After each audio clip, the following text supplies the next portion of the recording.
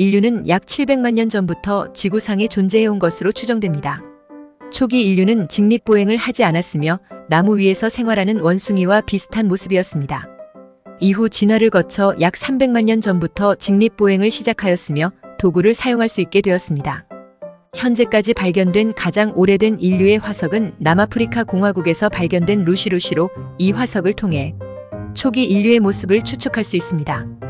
이후 인류는 지속적인 진화를 거쳐 다양한 인종과 문화를 형성하였습니다. 현재는 전 세계적으로 약 70억 명의 인구가 살고 있으며 과학기술의 발전과 함께 미래의 인류는 더욱 변화할 것으로 예상됩니다.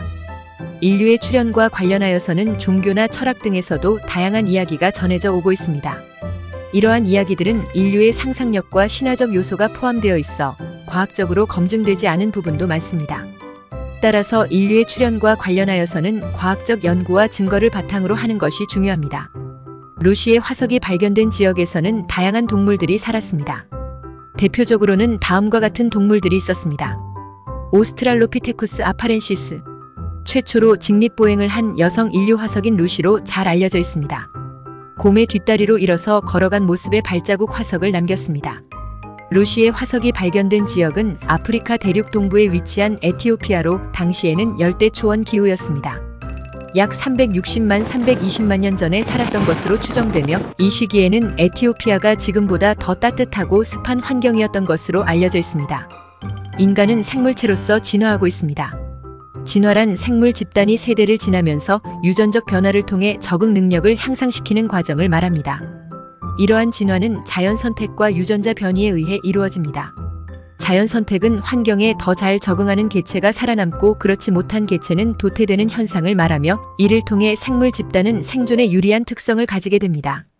유전자 변이는 DNA 복제 과정에서의 오류나 교차, 교배 등에 의해 발생하며 이로 인해 새로운 형질이 생겨날 수 있습니다. 인간도 생물체이기 때문에 진화를 겪습니다. 예를 들어 과거에는 불을 피우는 방법을 알지 못했지만 점차 불을 피우는 방법을 습득하면서 음식물을 조리하고 난방을 하는 등 생활 방식이 크게 변화하였습니다. 또한 의학기술의 발달로 질병 치료 및 예방에 대한 지식이 축적되고 수명이 연장되는 등 인간의 신체적, 정신적 측면에서도 많은 변화가 있었습니다. 그러나 최근에는 인간의 인위적인 개입으로 인한 진화 속도가 빨라지면서 부작용이 발생하기도 합니다. 대표적인 예로는 기후변화와 생물 다양성 감소 등이 있습니다. 따라서 우리는 지속 가능한 발전을 추구하면서 동시에 인간의 진화 방향에 대해 고민하고 대처해 나가야 합니다. 초인류는 TRANSHUMAN이라는 영어 단어에서 유래되었으며 인간이 기술과 과학을 활용하여 자신의 물리적, 정신적 능력을 향상시키는 것을 의미합니다. 이는 인간의 한계를 넘어서는 존재를 목표로 하며 생명 연장, 지능 향상, 감각 개선 등 다양한 분야에서 연구와 개발이 이루어지고 있습니다. 초인류를 가능하게 하는 기술에는 여러 가지가 있으며 유전자 조작, 나노기술, 인공지능 등이 대표적인 예입니다. 유전자 조작을 통해 병에 대한 저항성을 높이거나 높은 지능을 가진 후손을 낳는 것이 가능해질 수 있습니다. 나노기술은 물질을 원자 레벨에서 조작하여 인간의 물리적 능력을 향상시킬 수 있습니다.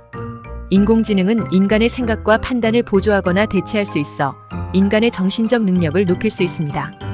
초인류에 대한 연구와 개발은 많은 윤리적 문제를 수반합니다. 예를 들어 유전자를 조작하여 완벽한 인간을 만들 경우 그로 인해 사회 내에서 불평등이 심화될 수 있습니다. 또한 인공지능이 인간의 일을 대체하게 되면 일자리 문제가 발생할 수 있습니다. 따라서 초인류에 대한 연구는 윤리적인 측면에서도 신중한 접근이 필요합니다.